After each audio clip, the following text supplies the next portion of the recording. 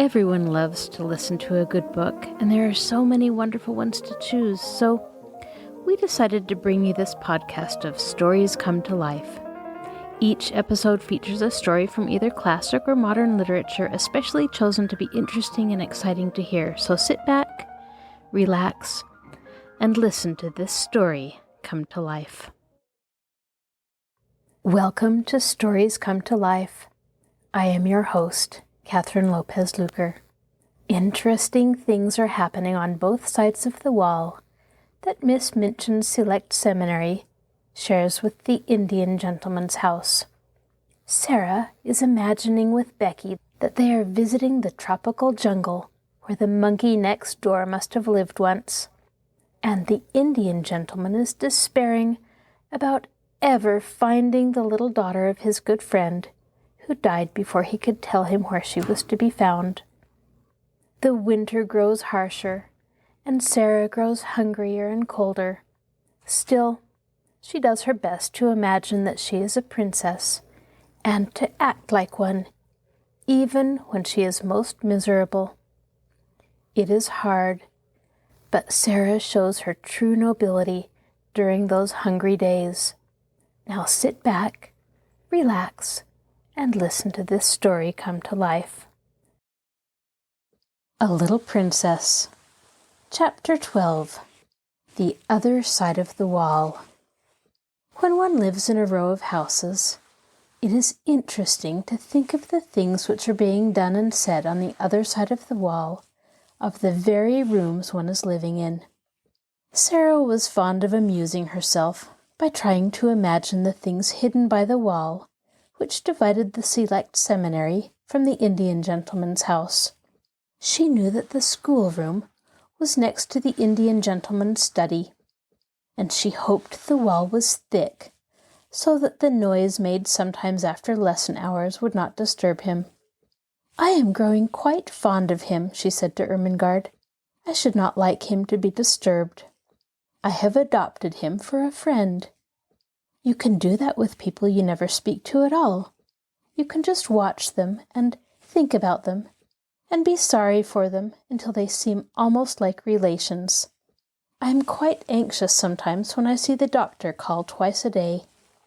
"I have very few relations," said Ermengarde reflectively, "and I am very glad of it. I don't like those I have. My two aunts are always saying, 'Dear me, Ermengarde, you are very fat. You shouldn't eat sweets.' And my uncle is always asking me things like, 'When did Edward III ascend to the throne?' and 'Who died of a surfeit of lampreys?'" Sara laughed.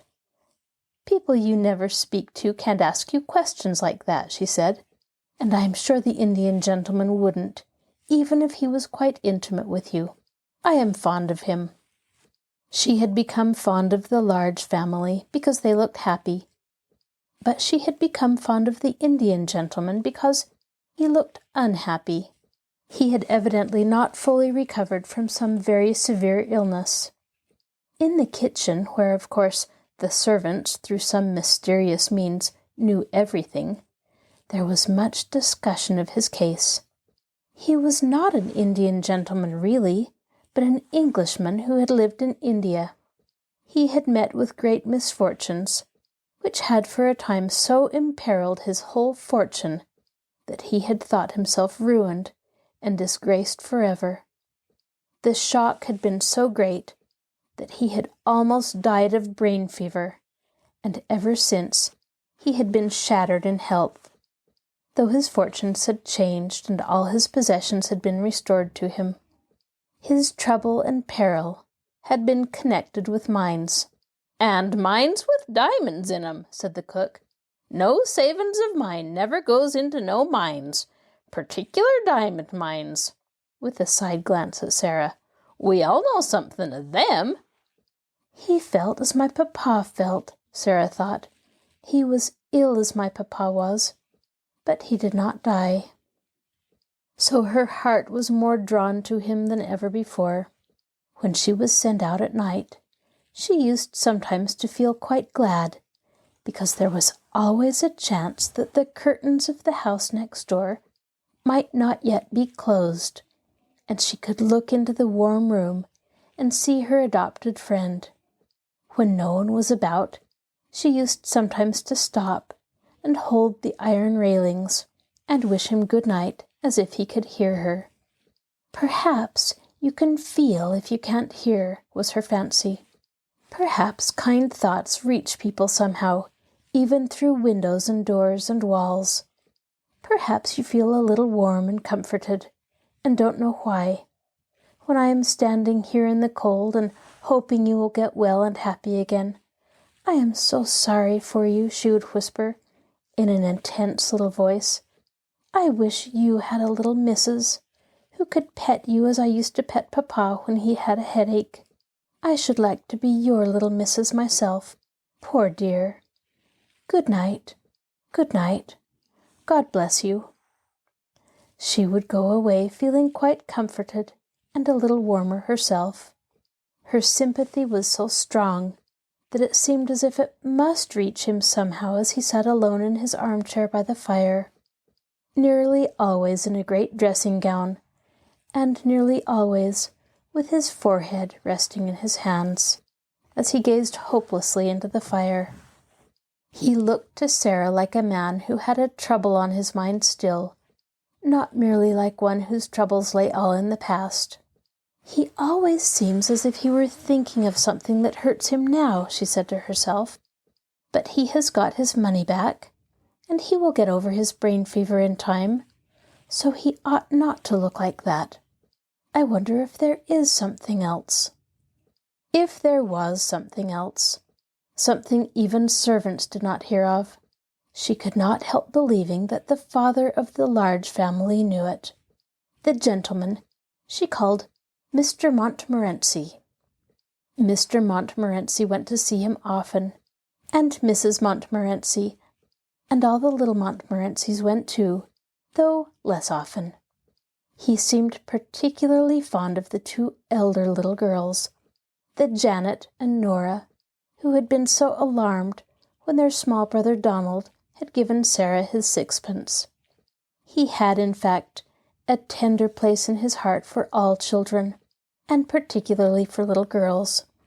Janet and Nora were as fond of him as he was of them, and looked forward with the greatest pleasure to the afternoons when they were allowed to cross the square and make their well-behaved little visits to him. They were extremely decorous little visits, because he was an invalid. "He is a poor thing," said Janet, "and he says we cheer him up. We try to cheer him up very quietly." Janet was the head of the family, and kept the rest of it in order. It was she who decided when it was discreet to ask the Indian gentleman to tell stories about India, and it was she who saw when he was tired and it was time to steal quietly away and tell Ram Dass to go to him. They were very fond of Ram Dass. He could have told any number of stories if he had been able to speak anything but Hindustani. The Indian gentleman's real name was Mr. Carrisford, and Janet told Mr. Carrisford about the encounter with the little girl who was not a beggar. He was very much interested, and all the more so when he heard from Ram Dass of the adventure of the monkey on the roof. Ram Dass made for him a very clear picture of the attic and its desolateness, of the bare floor and the broken plaster, the rusty, empty grate, and the hard, narrow bed.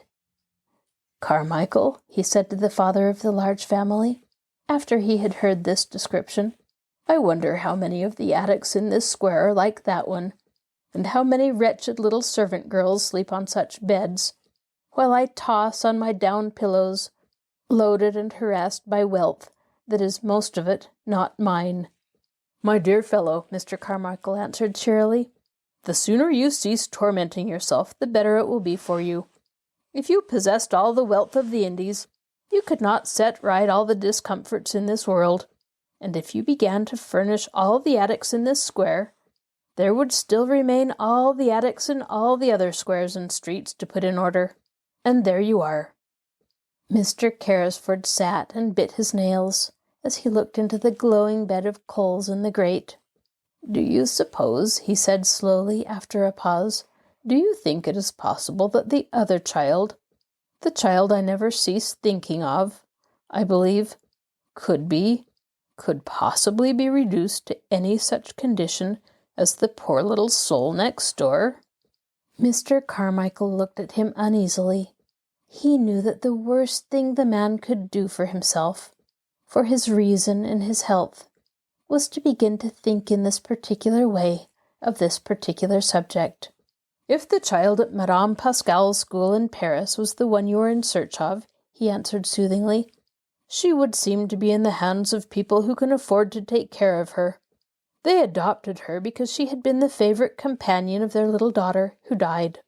They had no other children, and Madame Pascal said that they were extremely well-to-do Russians. And the wretched woman actually did not know where they had taken her? Exclaimed Mr. Carrisford. Mr. Carmichael shrugged his shoulders. She was a shrewd, worldly Frenchwoman, and was evidently only too glad to get the child so comfortably off her hands when the father's death left her totally unprovided for. Women of her type do not trouble themselves about the futures of children who might prove burdens. The adopted parents apparently disappeared, and left no trace. But you say if the child was the one I'm in search of. You say if. We are not sure. There was a difference in the name. Madame Pascal pronounced it as if it were Carew instead of Crew. But that might be merely a matter of pronunciation. The circumstances were curiously similar. An English officer in India had placed his motherless little girl at the school. He had died suddenly after losing his fortune. Mr. Carmichael paused a moment, as if a new thought had occurred to him. Are you sure the child was left at a school in Paris? Are you sure it was Paris? My dear fellow, broke forth Carrisford, with restless bitterness, I am sure of nothing. I never saw either the child or her mother. Ralph Crewe and I loved each other as boys, but we had not met since our school days until we met in India. I was absorbed in the magnificent promise of the mines. He became absorbed too. The whole thing was so huge and glittering that we half lost our heads. When we met, we scarcely spoke of anything else. I only knew that the child had been sent to school somewhere. I do not even remember now how I knew it. He was beginning to be excited. He always became excited when his still weakened brain was stirred by memories of the catastrophes of the past. Mr. Carmichael watched him anxiously. It was necessary to ask some questions, but they must be put quietly and with caution. But you had reason to think the school was in Paris? Yes, was the answer, because her mother was a Frenchwoman, and I had heard that she wished her child to be educated in Paris. It seemed only likely that she would be there. Yes, Mr. Carmichael said. It seems more than probable. The Indian gentleman leaned forward and struck the table with a long, wasted hand. Carmichael, he said, I must find her. If she is alive, she is somewhere. If she is friendless and penniless, it is through my fault. How is a man to get back his nerve with a thing like that on his mind? This sudden change of luck at the mines has made realities of all our most fantastic dreams. And poor Crew's child may be begging in the street. No, no, said Carmichael. Try to be calm. Console yourself with the fact that when she is found, you have a fortune to hand over to her. Why was I not man enough to stand my ground when things looked black?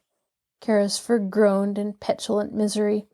I believe I should have stood my ground if I had not been responsible for other people's money as well as my own.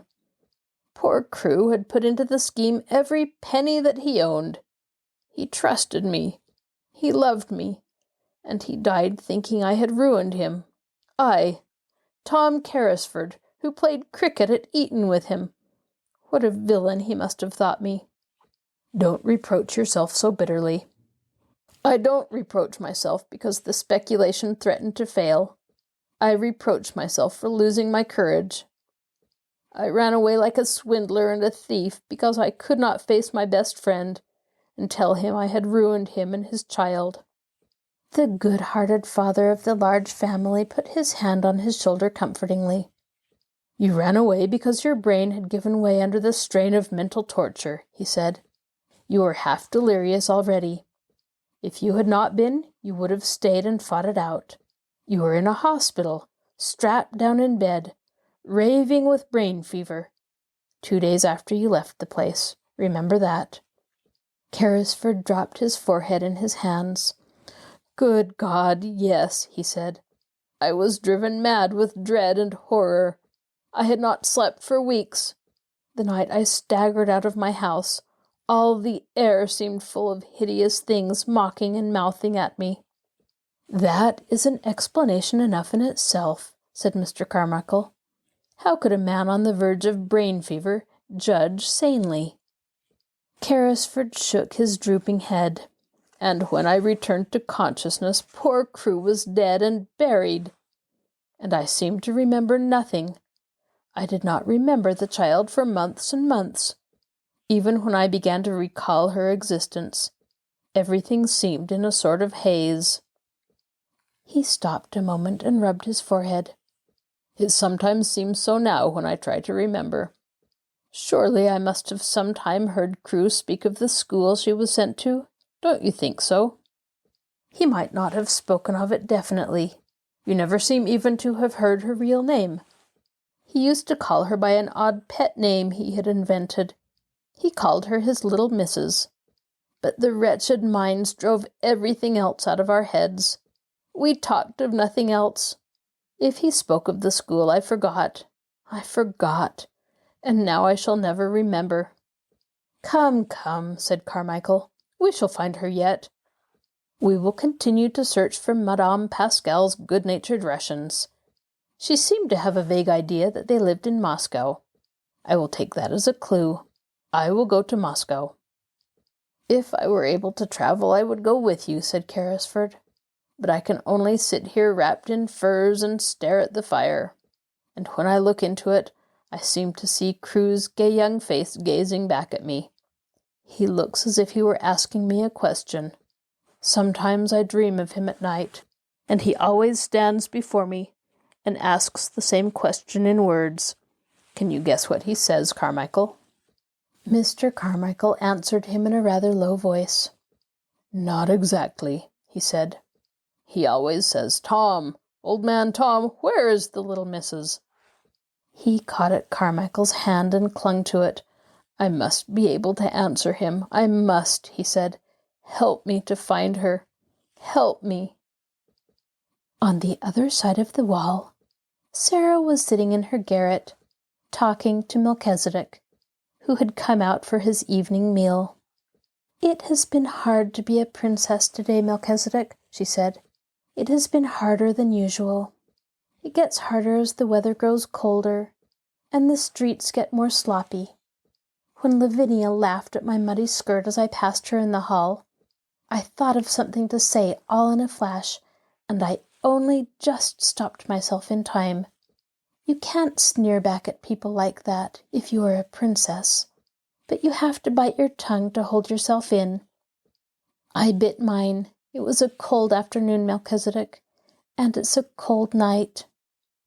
Quite suddenly she put her black head down in her arms, as she often did when she was alone. "Oh, Papa," she whispered, "what a long time it seems since I was your little missus."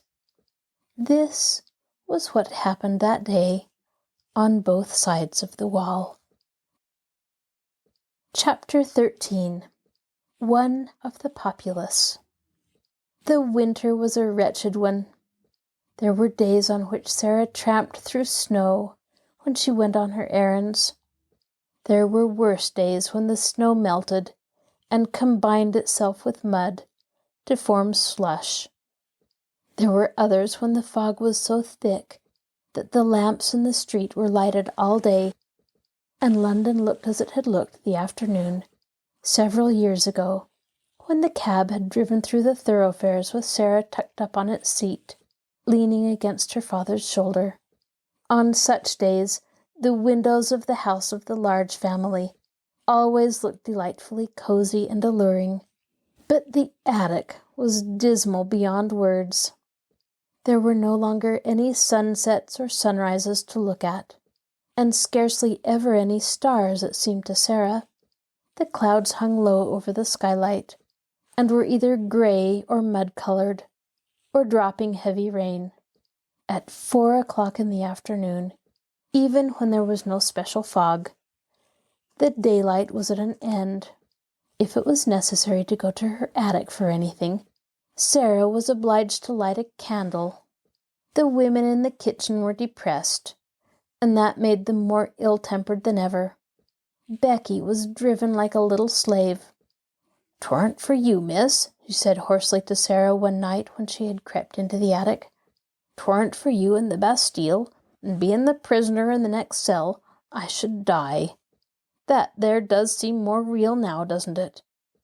The missus is more like the head jailer every day she lives. I can just see them big keys you say she carries. The cook, she's like one of the under jailers. Tell me some more, please, miss. Tell me about the subterranean passage we've dug under the walls." "I'll tell you something warmer," shivered Sara. "Get your coverlet and wrap it around you, and I'll get mine, and we will huddle close together on the bed, and I'll tell you about the tropical forest where the Indian gentleman's monkey used to live.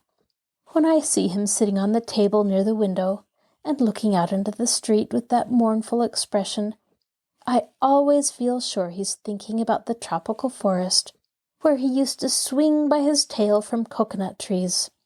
I wonder who caught him, and if he left a family behind who had depended on him for coconuts." "That is warmer, miss," said Becky gratefully. "But some ways, even the Bastille is sort of heatin' when you gets to tellin' about it." "That is because it makes you think of something else," said Sara, wrapping the coverlet round her until only her small dark face was to be seen looking out of it. "I've noticed this. What you have to do with your mind when your body is miserable is to make it think of something else." "Can you do it, miss?" faltered Becky, regarding her with admiring eyes. Sara knitted her brows a moment. "Sometimes I can, and sometimes I can't," she said stoutly. "But when I can, I'm all right. And what I believe is that we always could if we practiced enough. I've been practicing a good deal lately, and it's beginning to be easier than it used to be. When things are horrible, just horrible, I think as hard as I ever can of being a princess. I say to myself, I am a princess, and I am a fairy one, and because I am a fairy, nothing can hurt me or make me uncomfortable. You don't know how it makes you forget," with a laugh. She had many opportunities of making her mind think of something else, and many opportunities of proving to herself whether or not she was a princess.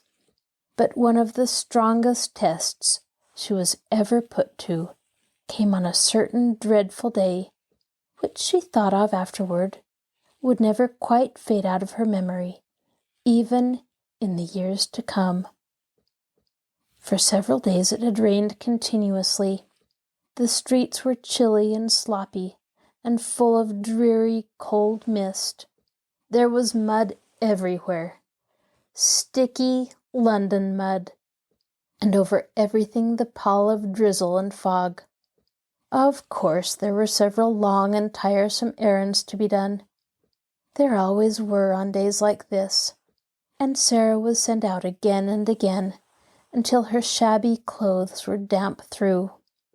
The absurd old feathers on her forlorn hat were more draggled and absurd than ever, and her downtrodden shoes were so wet that they could not hold any more water. Added to this, she had been deprived of her dinner because Miss Minchin had chosen to punish her.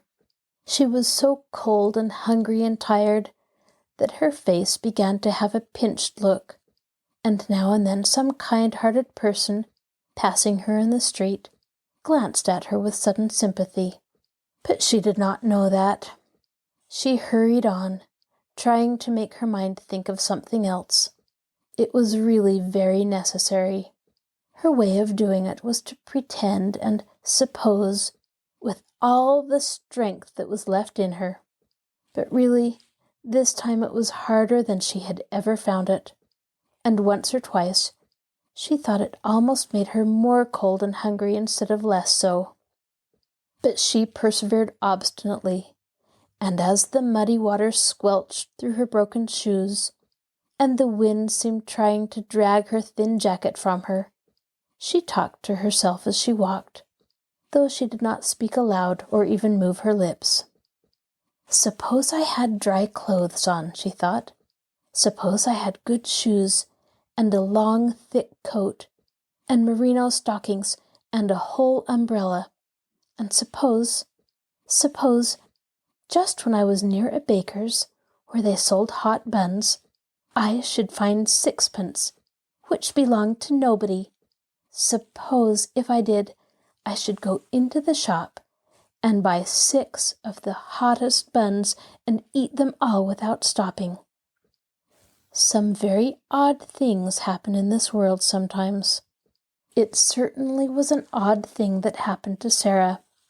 She had to cross the street just when she was saying this to herself. The mud was dreadful. She almost had to wade. She picked her way as carefully as she could, but she could not save herself much. Only in picking her way, she had to look down at her feet in the mud. And in looking down, just as she reached the pavement, she saw something shining in the gutter. It was actually a piece of silver, a tiny piece, trodden upon by many feet, but still with spirit enough left to shine a little. Not quite a 6pence, but the next thing to it, a 4-penny piece. In 1 second, it was in her cold little red and blue hand. "Oh," she gasped, "it's true! It's true!" And then, if you will believe me, she looked straight at the shop, directly facing her. And it was a baker's shop, and a cheerful, stout, motherly woman with rosy cheeks was putting into the window a tray of delicious, newly baked hot buns, fresh from the oven, large, plump, shiny buns with currants in them. It almost made Sara feel faint for a few seconds, the shock, and the sight of the buns, and the delightful odors of warm bread floating up through the baker's cellar window. She knew she need not hesitate to use the little piece of money. It had evidently been lying in the mud for some time, and its owner was completely lost in the stream of passing people who crowded and jostled each other all day long. "But I'll go and ask the baker woman if she has lost anything," she said to herself rather faintly. So she crossed the pavement and put her wet foot on the step. As she did so, she saw something that made her stop. It was a little figure, more forlorn even than herself, a little figure which was not much more than a bundle of rags, from which small, bare, red, muddy feet peeped out, only because the rags with which their owner was trying to cover them were not long enough. Above the rags appeared a shock head of tangled hair and a dirty face with big, hollow, hungry eyes. Sara knew they were hungry eyes the moment she saw them, and she felt a sudden sympathy. "This," she said to herself with a little sigh, "is one of the populace, and she is hungrier than I am." This child, this one of the populace, stared up at Sara and shuffled herself aside a little, so as to give her room to pass. She was used to being made to give room to everybody. She knew that if a policeman chanced to see her, he would tell her to move on. Sara clutched her little 4-penny piece and hesitated a few seconds. Then she spoke to her. "Are you hungry?" she asked. The child shuffled herself and her rags a little more. "Ain't I just?" she said in a hoarse voice. "Just ain't I?" "Haven't you had any dinner?" said Sara. "No dinner," more hoarsely still and with more shuffling. "Nor yet no breakfast, nor yet no supper, no nothin'." "Since when?" asked Sara. "Dunno. Never got nothin' today, nowhere. I've asked and asked." Just to look at her made Sara more hungry and faint. But those queer little thoughts were at work in her brain, and she was talking to herself, though she was sick at heart. "If I'm a princess," she was saying, "if I'm a princess." When they were poor and driven from their thrones, they always shared with the populace. If they met one poorer and hungrier than themselves, they always shared. Buns are a penny each. If it had been 6pence, I could have eaten 6. It won't be enough for either of us, but it will be better than nothing. "Wait a minute," she said to the beggar child. She went into the shop. It was warm and smelled deliciously. The woman was just going to put some more hot buns into the window. "If you please," said Sara, "have you lost a 4pence? A silver 4pence?" And she held the forlorn little piece of money out to her. The woman looked at it and then at her intense little face and draggled, once fine clothes. "Bless us, no," she answered. "Did you find it?" "Yes," said Sara, "in the gutter." "Keep it, then," said the woman. "It may have been there for a week, and goodness knows who lost it. You could never find out." "I know that," said Sara, "but I thought I would ask you." "Not many would," said the woman, looking puzzled and interested and good-natured all at once. "Do you want to buy something?" she asked as she saw Sara glance at the buns. "4 buns, if you please," said Sara. "Those at a penny each." The woman went to the window and put some in a paper bag. Sara noticed that she put in 6. "I said 4, if you please. I have only 4pence. "I'll throw in 2 for make weight," said the woman with her good-natured look. "I dare say you can eat them sometime. Aren't you hungry?" A mist rose before Sara's eyes. "Yes," she said, "I am very hungry, and I am much obliged to you for your kindness, and—" She was going to add, "There is a child outside who is hungrier than I am." But just at that moment, 2 or 3 customers came in at once, and each one seemed in a hurry, so she could only thank the woman again and go out. The beggar girl was still huddled up in the corner of the step. She looked frightful in her wet and dirty rags.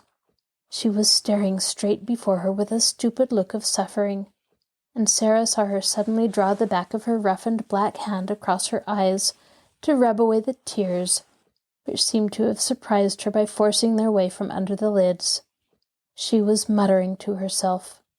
Sara opened the paper bag and took out one of the hot buns, which had already warmed her own cold hands a little. "See," she said, putting the bun in the ragged lap. "This is nice and hot. Eat it, and you will not feel so hungry." The child started and stared up at her as if such sudden, amazing good luck almost frightened her. Then she snatched up the bun and began to cram it into her mouth with great wolfish bites. "Oh my! Oh my!" Sara heard her say hoarsely in wild delight. "Oh my!" Sara took out 3 more buns and put them down. The sound in the hoarse, ravenous voice was awful. "She is hungrier than I am," she said to herself. "She's starving." But her hand trembled when she put down the 4th bun. "I'm not starving," she said, and she put down the 5th. The little ravening London savage was still snatching and devouring when she turned away. She was too ravenous to give thanks, even if she had been taught politeness, which she had not. She was only a poor little wild animal. "Goodbye," said Sara. When she reached the other side of the street, she looked back. The child had a bun in each hand, and had stopped in the middle of a bite to watch her. Sara gave her a little nod, and the child, after another stare, a curious, lingering stare, jerked her shaggy head in response, and until Sara was out of sight, she did not take another bite, or even finish the one she had begun. At that moment the baker woman looked out of her shop window. "Well, I never!" she exclaimed. "If that young'un hasn't given her buns to a beggar child! It wasn't because she didn't want them either. Well, well, she looked hungry enough. I'd give something to know what she did it for." She stood behind her window for a few moments and pondered. Then her curiosity got the better of her. She went to the door and spoke to the beggar child. "Who gave you those buns?" she asked her. The child nodded her head toward Sara's vanishing figure. "What did she say?" inquired the woman. "Asked me if I was hungry," replied the hoarse voice.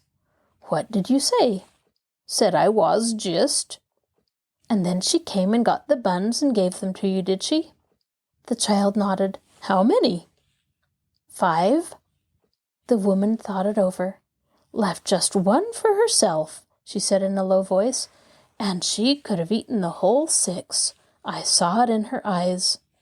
She looked after the little faraway figure and felt more disturbed in her usually comfortable mind than she had felt for many a day. "I wish she hadn't gone so quick," she said. "I'm blessed if she shouldn't have had a dozen." Then she turned to the child. "Are you hungry yet?" she asked. "I'm always hungry," was the answer, "but 'tain't as bad as it was." "Come in here," said the woman, and she held open the shop door. The child got up and shuffled in. To be invited into a warm place full of bread seemed an incredible thing. She did not know what was going to happen. She did not care even. "Get yourself warm," said the woman, pointing to a fire in the tiny back room. "And look here, when you are hard up for a bit of bread, you can come in here and ask for it. I'm blessed if I won't give it to you for that young'un's sake." Sara found some comfort in her remaining bun. At all events, it was very hot, and it was better than nothing. As she walked along, she broke off small pieces and ate them slowly to make them last longer. "Suppose it was a magic bun," she said, "and a bite was as much as a whole dinner. I should be overeating myself if I went on like this." It was dark when she reached the square where the Select Seminary was situated. The lights in the houses were all lighted. The blinds were not yet drawn in the windows of the room where she nearly always caught glimpses of members of the large family. Frequently, at this hour, she could see the gentleman she called Mr. Montmorency, seated in a big chair, with a small swarm round him, talking, laughing, perching on the arms of his seat, or on his knees, or leaning against them. This evening the swarm was about him, but he was not seated. On the contrary, there was a great deal of excitement going on. It was evident that a journey was to be taken, and it was Mr. Montmorency who was to take it. A carriage stood before the door, and a big portmanteau had been strapped upon it. The children were dancing about, chattering and hanging on to their father. The pretty rosy mother was standing near him, talking as if she was asking final questions.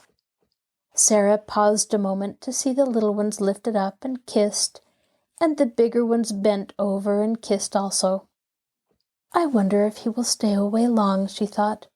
"The portmanteau is rather big. Oh dear, how they will miss him. I shall miss him myself, even though he doesn't know I am alive." When the door opened, she moved away, remembering the 6pence. But she saw the traveller come out and stand against the background of the warmly lighted hall, the older children still hovering about him. "Will Moscow be covered with snow?" said the little girl Janet. "Will there be ice everywhere?" "Shall you drive in a troika?" cried another. "Shall you see the Tsar?" "I will write and tell you all about it," he answered, laughing, "and I will send you pictures of things. Run into the house. It is a hideous damp night. I would rather stay with you than go to Moscow. Good night. Good night, duckies. God bless you." And he ran down the stairs and jumped into the carriage.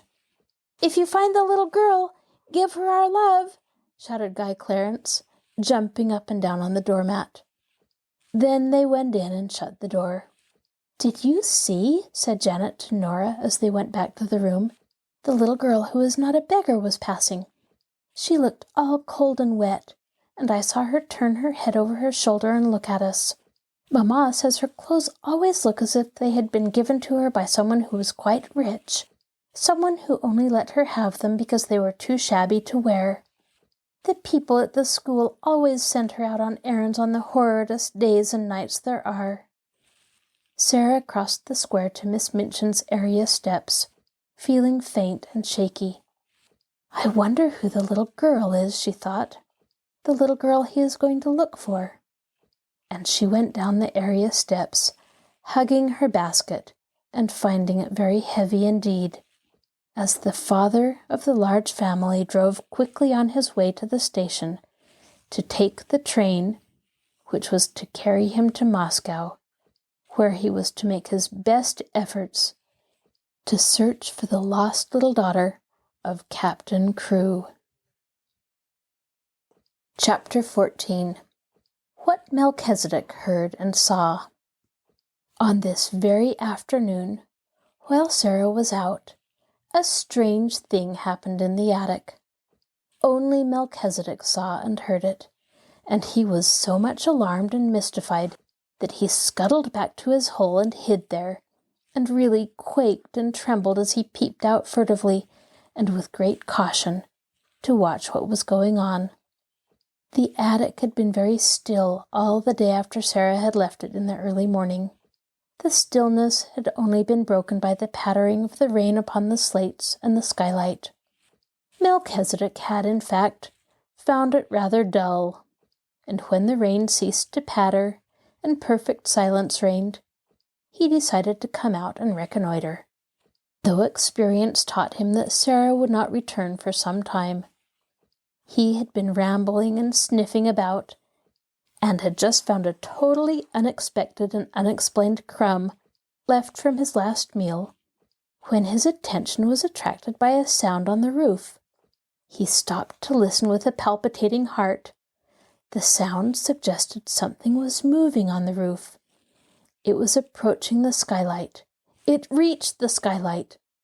The skylight was being mysteriously opened. A dark face peered into the attic. Then another face appeared behind it, and both looked in with signs of caution and interest. Two men were outside on the roof, and were making silent preparations to enter through the skylight itself. One was Ram Das, and the other was a young man who was the Indian gentleman's secretary. But of course Melchizedek did not know this. He only knew that the men were invading the silence and privacy of the attic, and as the one with the dark face let himself down through the aperture, with such lightness and dexterity that he did not make the slightest sound, Melchizedek turned tail and fled back to his hole. He was frightened to death. He had ceased to be timid with Sara, and knew she would never throw anything but crumbs, and would never make any sound other than the soft, low, coaxing whistle. But strange men were dangerous things to remain near. He lay close and flat near the entrance of his home, just managing to peep through the crack with a bright, alarmed eye. How much he understood of the talk he heard I am not in the least able to say, but even if he had understood it all, he would probably have remained greatly mystified. The secretary, who was light and young, slipped through the skylight as noiselessly as Ram Das had done, and he caught a last glimpse of Melchizedek's vanishing tail. "Was that a rat?" he asked Ram Das in a whisper. "Yes, a rat, Sahib," answered Ram Das, also whispering. "There are many in the walls." "Ugh!" exclaimed the young man. "It is a wonder the child is not terrified by them." Ram Das made a gesture with his hands. He also smiled respectfully. He was in this place as the intimate exponent of Sara, though she had only spoken to him once. "The child is the little friend of all things, Sahib," he answered. "She is not as other children. I see her when she does not see me. I slip across the slates and look at her many nights to see that she is safe. I watch her from my window when she does not know I am near. She stands on the table there and looks out at the sky as if it spoke to her. The sparrows come at her call. The rat she has fed and tamed in her loneliness. The poor slave of the house comes to her for comfort. There is a little child who comes to her in secret. There is one older one who worships her and would listen to her forever if she might. This I have seen when I have crept across the roof. By the mistress of the house, who is an evil woman, she is treated like a pariah, but she has the bearing of a child who is of the blood of kings." "You seem to know a great deal about her," the secretary said. "All her life each day I know," answered Ram Das. "Her goings out, I know, and her comings in, her sadness and her poor joys, her coldness and her hunger. I know when she sits alone until midnight, learning from her books. I know when her secret friends steal to her, and she is happier, as children can be even in the midst of poverty, because they come and she may laugh and talk with them in whispers. If she were ill, I should know, and I would come and serve her if it might be done." "You are sure that no one comes near this place but herself, and that she will not return and surprise us? She would be frightened if she found us here, and the Sahib Carrisford's plan would be spoiled." Ram Das crossed noiselessly to the door and stood close to it. "None mount here but herself, Sahib," he said. "She has gone out with her basket, and may be gone for hours. If I stand here, I can hear any step before it reaches the last flight of the stairs." The secretary took a pencil and a tablet from his breast pocket. "Keep your ears open," he said, and he began to walk slowly and softly around the miserable little room, making rapid notes on his tablet as he looked at things. First he went to the narrow bed. He pressed his hand upon the mattress and uttered an exclamation. "As hard as stone," he said. "That will have to be altered some day when she is out. A special journey can be made to bring it across. It cannot be done tonight." He lifted the covering and examined the thin little pillow. "Coverlet dingy and worn, blanket thin, sheets patched and ragged," he said. "What a bed for a child to sleep in, and in a house that calls itself respectable. There has not been a fire in that grate for many a day," glancing at the rusty fireplace. "Never since I have seen it," said Ram Das. "The mistress of the house is not one who remembers that another other than herself may be cold." The secretary was writing quickly on his tablet. He looked up from it as he tore off a leaf and slipped it into his breast pocket. "It is a strange way of doing the thing," he said. "Who planned it?" Ram Das made a modestly apologetic obeisance. "It is true that the first thought was mine, Sahib," he said, "though it was not but a fancy. I am fond of this child. We are both lonely. It is her way to relate her visions to her secret friends. Being sad one night, I lay close to the open skylight and listened. The vision she related told what this miserable room might be if it had comforts in it. She seemed to see it as she talked, and she grew cheered and warmed as she spoke. Then she came to this fancy, and the next day, the Sahib being ill and wretched, I told him of the thing to amuse him. It seemed then but a dream, but it pleased the Sahib. To hear of the child's doings gave him entertainment. He became interested in her, and asked questions. At last he began to please himself with the thought of making her visions real things." "You think it can be done while she sleeps? Suppose she is wakened," suggested the secretary. And it was evident that whatever the plan referred to was, It had caught and pleased his fancy as well as that of the Sahib Carrisfords. "I can move as if my feet were of velvet," Ram Dass replied, "and children sleep soundly, even the unhappy ones. I could have entered this room in the night many times, and without causing her to turn upon her pillow. If the other bearer passes to me the things through the window, I can do all, and she will not stir. When she awakens, she will think a magician has been there." He smiled as if his heart warmed under his white robe, and the secretary smiled back at him. "It will be like a story from the Arabian Nights," he said. "Only an Oriental could have planned it. It does not belong to London fogs." They did not remain very long, to the great relief of Melchizedek, who, as he probably did not comprehend their conversation, felt their movements and whispers ominous. The young secretary seemed interested in everything. He wrote down things about the floor, the fireplace, the broken footstool, the old table, the walls, which last he touched with his hand again and again, seeming much pleased when he found that a number of old nails had been driven in various places. "You can hang things on them," he said. Ram Dass smiled mysteriously. "Yesterday, when she was out," he said, "I entered, bringing with me small sharp nails, which can be pressed into the wall without blows from a hammer. I placed many in the plaster where I may need them. They are ready."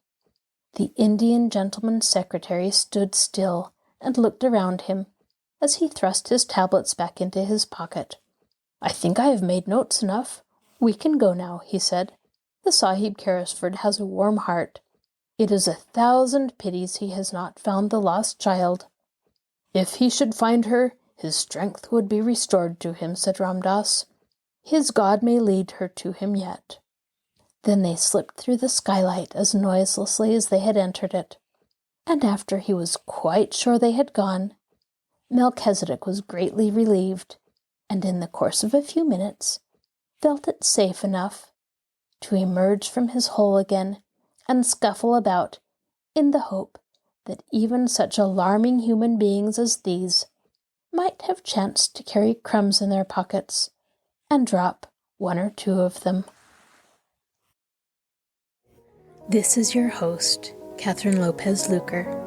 Thank you for joining us for this episode of Stories Come to Life. Be sure to join us next time when we continue to listen to A Little Princess. I'd love to hear your suggestions for future stories. You can contact me by email at kluker@marshallpl.org. I'll talk to you again soon.